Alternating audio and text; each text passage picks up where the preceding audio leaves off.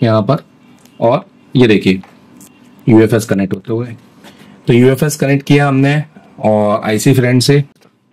सो हाय दोस्तों, कैसे हैं आप सभी लोग। मैं देवचरण वाल। दोस्तों एक आपको अपडेट देना चाहूंगा इस वीडियो के माध्यम से कि बहुत सारे लोग फ्लैश 64 को खरीदना चाहते हैं, जिनके पास फ्लैश 64 है और ऑलरेडी आप पहले से जेटेक चला रहे हो या आपके पास आईसी फ्रेंड है, तो अब आपके लिए एक खुशखबरी है। अब आपको मिल गया है आईसी फ्रेंड का ई सॉकेट फ्लैश 64 के लिए, जिससे आप आईसी फ्रेंड के ई सॉकेट जो भी है, जो आपके 153 है, एमएमसी है, यूएफएस है, वो भी कनेक्ट कर सकते हैं। मैं आपको लाइव कनेक्ट करके दिखाऊंगा। देखिए इधर आइए। ये हमने खरीदा है रामराज टूल भोपाल से। मैं नीचे नंबर डाल दूंगा, उनसे उनका कांटेक्ट कर लेना, उनके पास ये आपको मिल जाएगा। ठीक है। तो अगर आपके पास में फ्लैश 64 है तो बेसिकली ये टूल आपके लिए बहुत अच्छा है। ये इस तरह से कुछ कनेक्ट हो जाता है यहाँ पर, ये देखिए। और अब आप इसके अंदर अपना, क्योंकि ज़्यादातर जो कनेक्टिविटी का इशू जा रहा था, इमएमसी कनेक्ट नहीं हो रही थी, या फिर हम बात करें बीजे 153 का कनेक्टिविटी का बहुत ज़्यादा इशू था फ्लैश 64 में, अब वो सब दूर हो चुका है। तो मैं आपको पहले दिखाना चाहूँगा, आप देखिए यहाँ पर। तो अभी हम यही कर रहे थे और ये सारी चीज़ें यहाँ पे। तो ये हमारे फ्लैश 64 के, आपको तो पता ही है, ये ई सॉकेट आते हैं। ये यूएफएस का है 153 का, ये यूएफएस 254 है। ये आपका ई सॉकेट का, आपका फ्लैश 64 का आपका आईएसपी अडेप्टर है। ठीक है। और ये आपका यूएफएस आपका एमएमसी का 4 in 1 है 254, और यहाँ पर हम यूज़ करते हैं 153, और यहाँ हम यूज़ करते हैं 221। ठीक है। और ये हमारा आईसी फ्रेंड का था, जो मैं इस तरह से जेटेक में यूज़ करता था। ये तो आप जानते ही होंगे। नहीं जानते हैं तो आप मेरी एप्लीकेशन में जाके कोर्स को पूरा समझ सकते हैं। आइए समझते हैं कि इसको हम कैसे यूज़ करें, और मैं इसमें इसमें यूएफएस भी कनेक्ट करके दिखाऊंगा और एमएमसी भी कनेक्ट करके दिखाऊंगा। आइए। तो सबसे पहले हम क्या करेंगे, हम इसको हम अपने कंप्यूटर के साथ कनेक्ट कर लेंगे। देखिए देखिए कनेक्ट हो चुका है। अभी इसमें नया सॉफ्टवेयर अपग्रेड हो गया है, आप इसको डाउनलोड कर सकते हैं। ये आ गया है आपका वर्जन 7B703 करके है। ठीक है। ये ऑलरेडी खुला हुआ है। मैं इसको बंद कर देता हूँ, फिर शुरू से करता हूँ ताकि आपको समझ में आए कि कैसे करना है।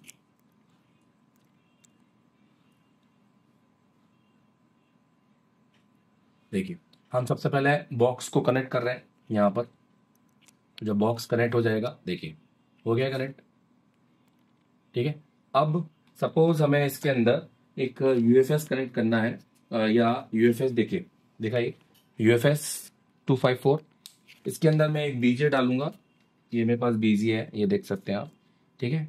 यूएफएस के अंदर ये मेरे को नोज कट पॉइंट ऊपर रखना पड़ेगा, इसका रख लेते हैं इस तरह से। ये हमने रख लिया है।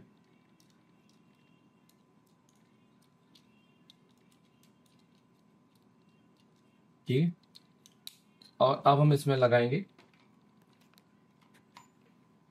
और अब हम वहाँ पे कनेक्ट करेंगे। तो आप देख सकते हैं कि हमारा यूएफएस कनेक्ट हो जाएगा। देखिए यहाँ पे यूएफएस कनेक्टेड हो चुका है, और यहाँ से हमारा पूरा डाटा हमें दिखा देगा। ठीक है। ये मैंने आपको एक समझाने के तौर पे लगाया हुआ है। इसने जो कनेक्ट किया है दोस्तों, ऑटो गियर पे कनेक्ट किया है, और गियर 3, हाई स्पीड गियर 3 पे इसने हमें यहाँ पर कनेक्ट किया हुआ है। पावर गियर की अगर हम बात करेंगे तो अब चलिए, अब यही यूएफएस जो है, ये हमारा आईसी नंबर आप देख सकते हैं यहाँ पर। ये एसके हाइनेस का 2.2 और 128 GB का यहाँ पर आपको यूएफएस है। अब यही यूएफएस को हम, इधर दिखाइए, यही यूएफएस को हम कनेक्ट करेंगे हमारे आईसी फ्रेंड वाले यूएफएस में। देखिए ये हमारे पास है। अब इसके अंदर हमें अलग अलग इतने सारे सॉकेट की ज़रूरत नहीं है। फिर अब हम यूएफएस लेंगे अपना, मतलब अपना ई सॉकेट लेंगे आईसी फ्रेंड का, और हम अपना नोज कट पॉइंट के हिसाब से इसको सेट करेंगे। अब इसको रखेंगे। ठीक है। अब यहाँ पर हमारा यूएफएस चेक करेंगे। हमारा यूएफएस कौन सा है, ये देखिए 254। हम यहाँ पर 254, अगर 254 है तो 254 कनेक्ट करेंगे, अगर 153 है तो 153, जो भी है आपको पहले अपना सेट कर लेना है और उसके बाद यहाँ पे कनेक्ट करना है इस तरीके से। अब उसके बाद यहाँ पे कनेक्ट करेंगे ये। और अब मैं आपको दिखाना चाहूंगा कि बहुत से लोग यही गलती करेंगे, कनेक्ट करने के बाद ये कनेक्ट नहीं होगा। देखिए हो रहा है, नहीं ना, नहीं होगा।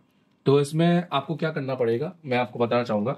ये आपको फ्लैश 64 का ये जो आता है आपका आईएसपी अडेप्टर, वो भी कनेक्ट करना पड़ेगा। देखिए इस तरीके से। तो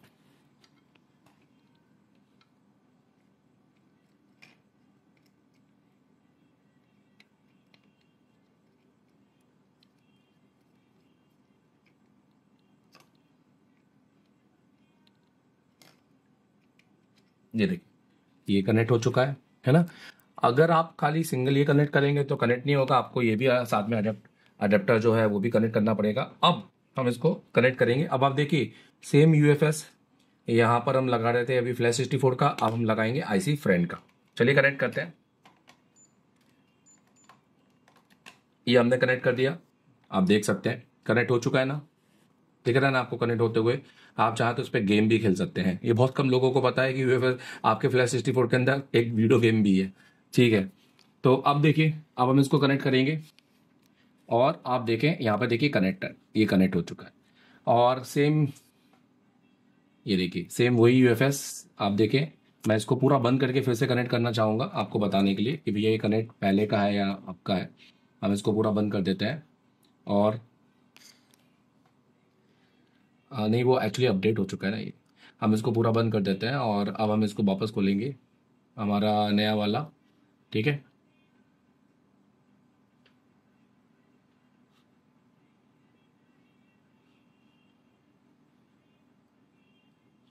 अभी भी ऑफलाइन दिखा रहे हैं ना, उसको अपन को देखना पड़ेगा। मल्टीमीटर तो आ गया, इतना तो कंफर्म है ना ये।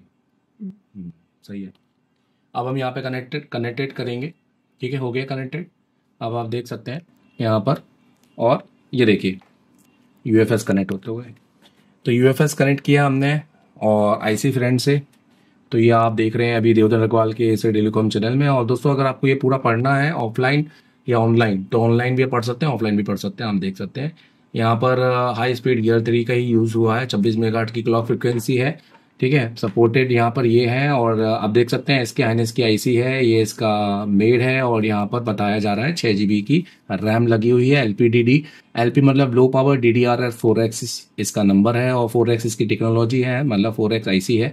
हेल्थ आप देख सकते हैं 010 तो बिल्कुल ओके है।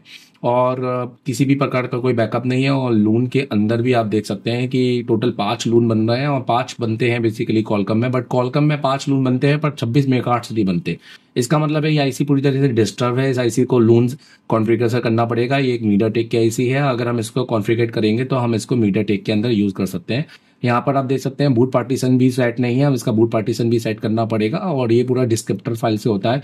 यूएफएस के अंदर सबसे इंपॉर्टेंट डिस्क्रिप्टर एट्रीब्यूट फ्लैग बहुत ज़्यादा नहीं है, बहुत क्योंकि ये जो काम है बहुत ज़्यादा इतना बड़ा कोई काम नहीं है, बट इसको आप सीख सकते हैं, ठीक है। अब हम इसके अंदर ये देखिए, अब हम इसके अंदर ये हटा देंगे और यूज़ करेंगे एक इमएमसी। अभी मैंने आपको ये देखिए मैंने ऑलरेडी एक इमएमसी कनेक्ट की हुई है, ये देखिए BJ153 इमएमसी है ये, सही है। और ये है VJ153, तो BJ153 में ले लेंगे। 153 का बहुत बड़ा इशू आ रहा था, ये देखिए लगा दी इसमें इमएमसी का। और अब कनेक्ट करेंगे और देखेंगे कि BJ153 कनेक्ट हो रही है कि नहीं हो रही है। देखिए कनेक्ट हो गई, एक बार में कनेक्ट हो गई, तो बहुत बढ़िया है। यहाँ पर आप देख सकते हैं ये हमारी सैमसंग की है और विदाउट रैम है। एम का मतलब आप इमएमसी समझिए और सी का मतलब यहाँ पर हम इसका ये निकालेंगे। देखो ये हमारा आ गया और ये है हमारा सैमसंग का A30S का हमारा इमएमसी है, ठीक है। अब 8307 आप कौन सा मॉडल आप लगा सकते हैं। FRP आप इसके अंदर देख सकते हैं एक्टिव है। ये इसके पूरे आपके जीपीटी पार्टीशन है, जहाँ पर आप देख सकते हैं backup GPT user is invalid. तो ये चलता है, इतना इसका जरूरी नहीं है कि बैकअप होना। बैकअप का ये जो एरर है इसको इग्नोर भी कर सकते हैं। हेल्थ आप देख सकते हैं 1020 और 1020 है, सेम है। MLC SLC सेम होने चाहिए। और ये आपकी 64 GB की है, जो कि आपका C मतलब 64 होता है यहाँ पर। और बूट पार्टीशन इनेबल है यहाँ पर। और ये बूट पार्टीशन आपका मीडियाटेक का यहाँ पर है, ठीक है। मीडियाटेक का बोले या सैमसंग का बोले, सब एक ही है, क्योंकि 26 मेगाहर्ट्ज की फ्रिक्वेंसी पे चलता है ये। और यहाँ से आप इसके पूरे पार्टीशन दे सकते हैं। अब मैं आपको यहाँ पर रीड करके भी दिखाता हूँ, देखते हैं कि कितना ये ले रहा है। जैसे मैं यहाँ पर देखिए यूज़र रीड करता हूँ, हालांकि हो सकता है मेरी केबल या अभी मेरे सिस्टम में थोड़ा सा स्लो रीड करे, पर देखते हैं। जैसे मैं रीड करता हूँ 256 का और यहीं पर डाल देता हूँ, तो देखिए यहाँ पर 256 का ये रीड होना चालू हो चुका है यहाँ पर, ठीक है। और इमएमसी के अंदर हमको जो स्पीड है वो कुछ इस तरीके से मिल रही है। यहाँ पे रीड हो रहा है, काफ़ी है। मतलब आप समझ सकते हैं कि आप आपको ये अडेप्टर यूज करने की जरूरत नहीं है। आपको जो कनेक्टिविटी का इशू आ रहा था, जो लोग BJ5153 के अंदर जो हमारे गोल्डन कलर के टीपी होते थे उनको हाइड करते थे, यूवी लगाते थे, उन सबको लगाने की जरूरत नहीं है। अब आपको ये सिर्फ एक टूल लेना पड़ेगा। अब आपको ये टूल लेना पड़ेगा, ये वाला टूल आपको पास आएगा और ये टूल आपको मिलेगा रामराज टूल। आप उनके इंस्टाग्राम में जा सकते हैं या उनको आप कॉल कर सकते हैं और ये टूल उनसे परचेज कर सकते हैं। ये मैंने आज ही रामराज से परचेज किया। ये कुछ इस तरह के पैकिंग में आएगा। तो और ध्यान रखिएगा, जब भी इसको यूज करना है तो पीछे आपको ISP का अडेप्टर लगाना है और आगे आपको अपना सॉकेट लगाना है।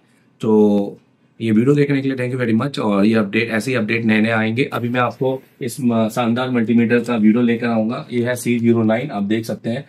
सबसे जबरदस्त है टेक्नीशियन के लिए, प्लस सबसे जबरदस्त है टेक्नीशियन के लिए, प्लस ये है आपके टीचर्स की।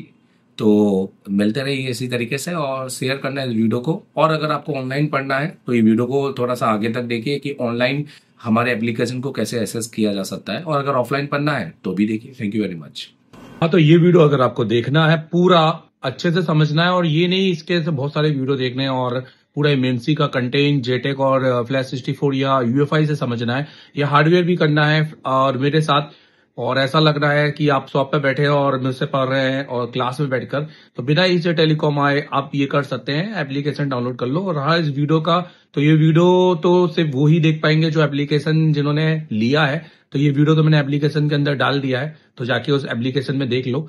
इसमें मैं अभी इसको JTEC से किया है, अभी इसके बाद मैं इसको फ्लैश 64 से भी करूंगा, और इसके बाद फिर इसमें और भी बहुत सारे मोबाइल आएंगे आगे, जिसको मैं पूरा लाइव करके दिखाऊंगा। तो जो जितना भी पढ़ाया है वो सारे स्टूडेंट को तो मिलते रहेगा कंटेंट। तो ये हमारे लिए एक अच्छी बात है। अगर आपको चाहिए तो जाके इंस्टॉल कर लो एप्लीकेशन। सर, मैं ICU का काम जानता हूँ। इसके लिए मैं दूसरे इंस्टीट्यूट भी गया था, पर वहां पर जाकर मुझे वो मिला नहीं।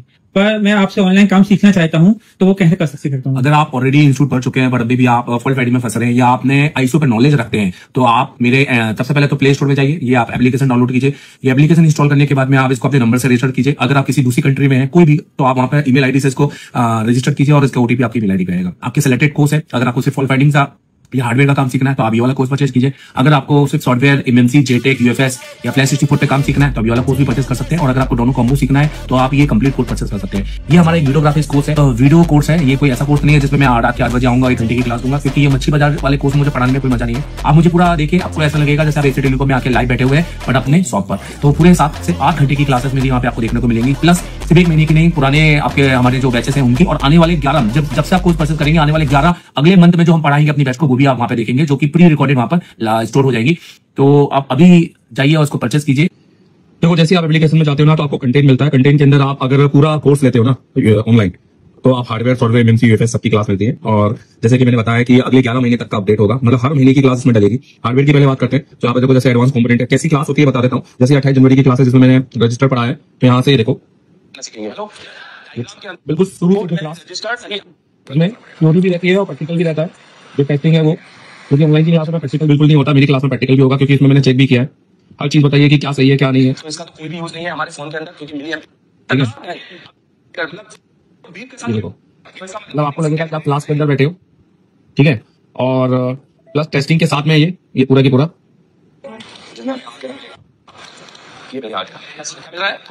पूरी क्लास है और टेस्टिंग के साथ में।